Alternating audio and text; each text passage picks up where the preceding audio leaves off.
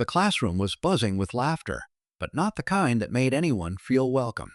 At the center of it all was a shy girl named Lily, known for her second-hand clothes and quiet nature. She rarely spoke, kept to herself, and often became the target of cruel jokes from classmates who thought her silence made her an easy mark.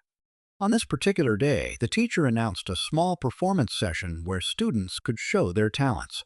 That's when someone sneered and suggested, half-jokingly, that Lily should play the violin. They didn't expect her to say yes. The room erupted with giggles, because everyone knew Lily never had anything shiny or new, let alone a fine instrument. But to everyone's surprise, she pulled out a worn violin case from under her desk. It wasn't polished or expensive, just an old hand-me-down that looked like it had seen better days. The laughter grew louder, some students whispering that this was going to be embarrassing. Even the teacher hesitated, unsure if letting her play would be fair. But Lily didn't flinch. With calm hands, she lifted the violin and tucked it under her chin. The noise of the room began to fade as a few curious eyes watched her prepare. Nobody knew where she had learned. Nobody imagined she could actually play. To them, this was just another setup for a cruel joke. Yet in Lily's steady eyes, there was something different, something that didn't match the laughter around her. And then, as the bow touched the strings, the room held its breath. What happened next was nothing like anyone expected, and it would leave even the harshest voices silent, their eyes filled with tears.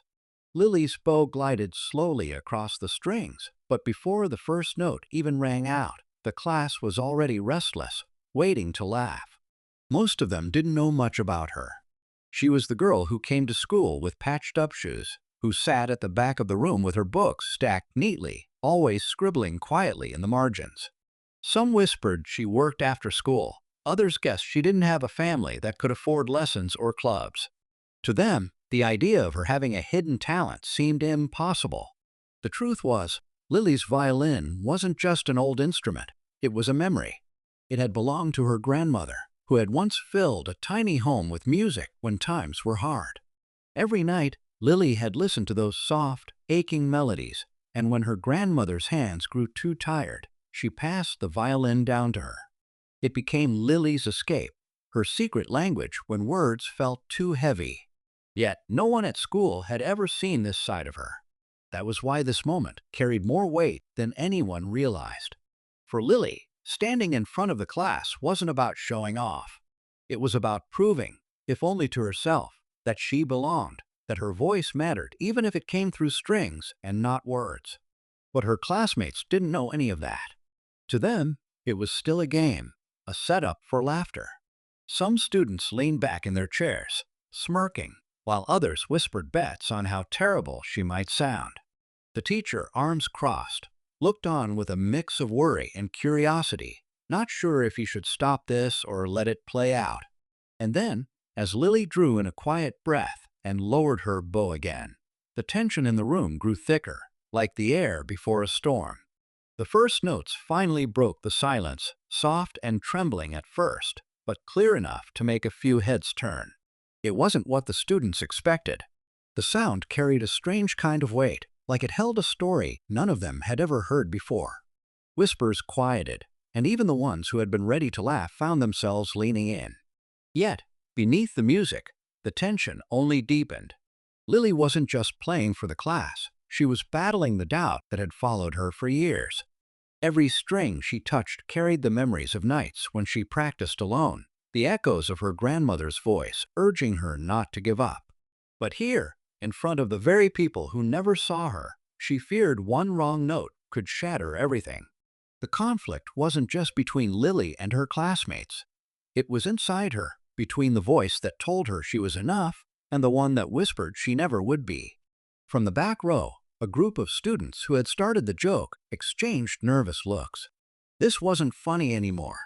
One girl in particular, Clara, who often led the teasing, felt something she couldn't explain, a mix of guilt and curiosity. She wondered how she had missed this side of Lily all along. The teacher, still watching closely, was torn. He had seen Lily's struggles in silence, noticed her exhaustion from working evenings at a small diner, but never guessed what she carried in her hands now. Should he step in? Or let this moment grow into something bigger? As the melody deepened, a question lingered unspoken in the room. Would the music be enough to break through years of mockery? Or would the walls her classmates built around her prove too strong to tear down? The music swelled, no longer shaky or unsure, but powerful and steady, filling every corner of the classroom. Each note seemed to carry a piece of Lily's hidden world, the quiet struggles, the long nights she spent practicing in a dimly lit room, the loneliness she tried to hide behind silence. The sound was raw and alive, pulling at something deep inside everyone who listened. For the first time, the laughter was gone, replaced by an uneasy stillness that felt almost heavy. Clara shifted in her seat, the smirk gone from her face. She had started this as a joke, but now she couldn't look away. There was something about Lily's playing that felt personal, almost like the music was aimed directly at her. A few other students who had mocked Lily found themselves frozen, caught between disbelief and an emotion they couldn't quite name. The room felt smaller, like they were all sharing something they hadn't agreed to but couldn't escape.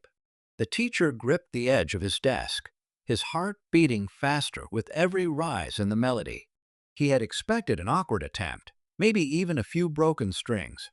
Instead, he was witnessing something rare, talent born not from privilege, but from pain and persistence. His eyes moved over the faces of his students, most wide with surprise, some already fighting back emotions they didn't expect to feel. Lily kept her eyes closed, lost in the music, unaware of the way her classmates were changing before her. Every bow stroke built more tension, as if the room itself was holding its breath, waiting for something to break. The final notes were coming, the ones that would decide everything, whether her classmates would finally see her for who she was, or whether they would return to their laughter once the sound faded. Just as Lily's bow moved into the final passage, a sharp sound broke the spell, a chair screeching across the floor. Everyone turned. It was one of the boys who had started the joke, standing with a forced grin, clapping loudly and mockingly. His laugh cut through the music like glass, snapping the class out of its trance. For a moment, the tension in the room cracked, and a few others hesitated, unsure if they should join him or stay silent. Lily froze. The bow hovered midair, the last note left unfinished. Her heart raced, fear flooding back in. Was this all just another setup? She had given them her music, her truth, and now it seemed like it might be twisted into another reason to mock her. The room wavered between two choices: fall back into cruelty or lean into the strange, unexpected emotion her music had stirred. Clara's face burned. She had laughed at Lily countless times, but this felt different. She opened her mouth as if to say something, then stopped, torn between protecting her own pride or defending the girl she had helped push down. The teacher's eyes snapped toward the boy, his jaw tightening, but even he hesitated, sensing that something bigger was about to happen. The boy's laughter rang out again, but this time it didn't feel as strong. The melody Lily had played still lingered in the air, like a shadow no noise could chase away. The class sat in silence, waiting, some for Lily to give up, others for her to rise again. She tightened her grip on the bow, her knuckles pale, and for the first time her eyes opened, steady and unflinching, staring straight ahead. The next move she made would decide everything. The room was silent as Lily lifted the bow again, her eyes no longer timid, but burning with a quiet fire. Without a word, she pressed the strings and let the music pour out, stronger than before. This time, every note carried defiance, as though she were answering the boy's laughter not with anger, but with a voice more powerful than words. The melody rose higher, sharper, filling the classroom with a raw emotion that made even the loudest students sit frozen in their chairs. The boy who had mocked her tried to keep his smirk, but the sound broke through his mask. His laugh faltered, and for the first time, he looked unsettled, almost ashamed. Clara stared at Lily, unable to move, realizing how wrong she had been all along. Each note seemed to strike at the cruelty they had shown her, but instead of bitterness, the music was full of truth, pain, and something deeper, hope. The teacher's throat tightened. He had heard many student performances before, but nothing like this. He knew this wasn't just talent, it was survival, the voice of a girl who had carried more than anyone realized. By the time the last note trembled into silence, not a single student dared to breathe. Some wiped their eyes, others looked away, embarrassed by their own emotions. And then came the twist no one expected. Lily lowered the violin and, for the first time, spoke clearly. She revealed that she had been practicing every night after working late shifts, saving tips not for herself, but to repair her grandmother's old violin so the music could live on. The room fell into stunned silence. The very thing they had mocked her for, her silence, her worn-out clothes, her quietness, was the reason she carried something none of them could take away. In that moment, the joke was gone forever, replaced by respect that words alone could never have earned. The classroom stayed quiet long after Lily's final words. No one knew what to say. The same students who had laughed at her only minutes before now found themselves avoiding her gaze, ashamed of the way they had treated her. Clara finally raised her hand slightly, her voice unsteady as she whispered, "I'm sorry." It wasn't loud, but it was enough to shift the air. Others followed, some nodding, some mumbling apologies they never thought they'd give. The boy who had tried to ruin the moment sat stiffly in his chair, his face pale. For once, he had no clever remark, no mocking laugh. The music had silenced him in a way no teacher or punishment ever had. He looked down at his desk, realizing he had been beaten, not by anger, but by the very thing he thought would embarrass Lily. The teacher stepped forward, his voice full of pride as he told Lily she had given the class something far greater than a performance.